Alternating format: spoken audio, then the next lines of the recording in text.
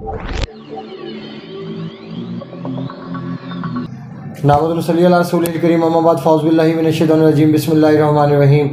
अस्सलामु अलैकुम वरहमतुल्लाहि वबरकातुहू। मैं हूं हकीम आसिफ अली राव। आज का जो मौज़ूअ तरतीब दे रहे हैं वो हमारी वीडियोज़ की तसलसल है, जिसमें हमने पहले जो हमारी वीडियो थी उसमें हमने असाबी दर्द के हवाले से, जो मैदे में असाबी दर्द होता है असाबी पर्दे की सोजिश की वजह से, उसके ऊपर बात की। फिर हमने उज़लाती दर्द के हवाले से बात की, जो हमारे दिल के टिशू में जो मैदे के जो दिल का टिशू काम करता है उसमें प्रॉब्लम की, उसके सुकेड़ की वजह से, सोजिश होने की वजह से जो प्रॉब्लम हमें पैदा होती है उसके ऊपर हमने बात की। आज की तीसरी वीडियो, चूँकि ये मैदे से मुतल्लिक़ इंशाल्लाह कंप्लीट हो जाएगा, इसमें हम बात करेंगे जो मैदे का गुद्दी जो टिशू होता है, जो जिगर से मुतल्लिक़ पर्दा है, उससे मुतल्लिक़ बात करेंगे, क्योंकि ये एक बड़े अहम मौज़ूआत में से एक मौजू है। क्योंकि मैदा हमारा सबसे पहला ऐसा अज़व है हमारा कि जिसमें हम खाना खाने के बाद सबसे पहले उसने जाके हज़म होने का प्रोसेस शुरू करना होता है। नए आने वाले दोस्तों से गुजारिश है चैनल को सब्सक्राइब करें, बेल आइकन को प्रेस करें और कमेंट सेक्शन में अपने राय से ज़रूर आगाह करें। गुद्दी पर्दे की सोजिश क्यों पैदा होती है, इसमें बहुत सारे अवामिल का कारफरमा होते हैं। इसमें ज़्यादातर देखने में जो आता है, अगर गुद्दी पर्दे की सोजिश होती है तो गर्म खुश्क मौसम के अंदर ये कैफियत शिद्दत इख्तियार करती है। इसमें तमाम उन चीज़ों का इस्तेमाल हमें नुकसान का बायस बनता है हमारे लिए, जो खुश्की को ख़त्म करने का बायस बनता है, लेकिन गर्मी के अंदर वो नुकसान का सबब बनता है। जैसे बटेर है, जैसे तितर है, मुर्गाबी है, बकरा है।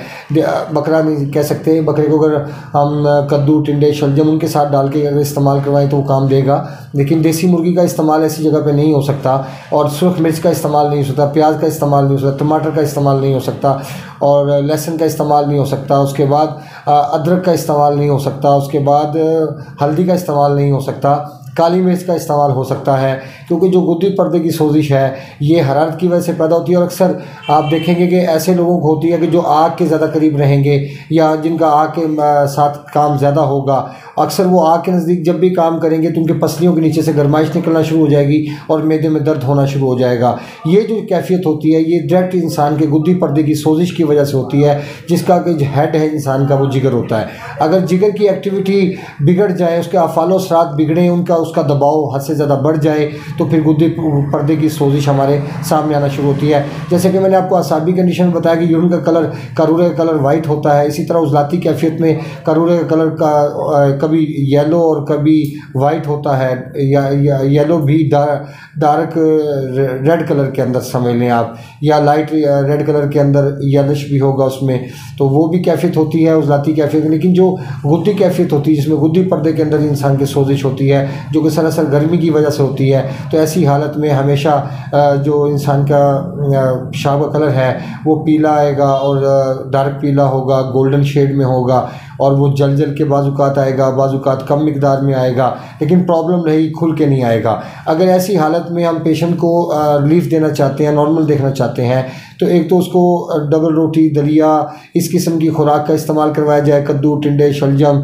दाल मूंग और ये गाजर के साथ ऐसी चीज़ें इस्तेमाल करवाई जाएँ। उसके बाद केले का शेक इस्तेमाल करवाया जा सकता है। नॉर्मल दूध के अंदर गर्म दूध ना हो, ठंडा हो दूध, और ठंडा भी वो बर्फ़ वाला ना हो। उसके बाद बादाम का इस्तेमाल करवाया जा सकता है। उसके बाद छोटी इलायची और सफ़ेद जीरे का कहवा भी इस्तेमाल करवाया जा सकता है। इसमें भी और बहुत सारी चीज़ें हम सामने लेके आ सकते हैं, लेकिन इसमें ज़्यादातर जो देखने में आया कि गम और गुस्से की कैफियत का हद से ज़्यादा बढ़ जाना भी मैदे के दर्द का बायस बनता है, गुद्दी सोजिश का बायस बन सकता है।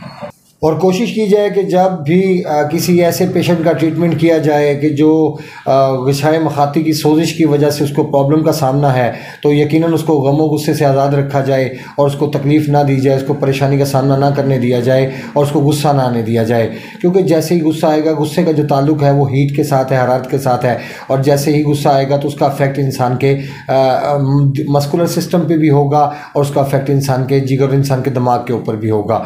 तो ऐसी हालत को नॉर्मल करने के हवाले से जो पैरामीटर थे वो मैंने आपको तरतीब देके बता दिए, और ऐसी हालत में जो चीज़ें इंसान को नहीं इस्तेमाल करनी चाहिए या जिनके इस्तेमाल करने की प्रॉब्लम होती है वो भी आपको बता दिए। मज़ीद कोई अगर सवाल हो तो वो आप कमेंट सेक्शन में पूछ सकते हैं। अपने दोस्त साहब आपका ख्याल रखें। मिलते हैं इंशाल्लाह मज़ीद इंफॉर्मेटिव वीडियो के साथ। व मा अलैना इल्लल बलागुल मुबीन। अस्सलामु अलैकुम वरहमतुल्लाहि वबरकातुहू।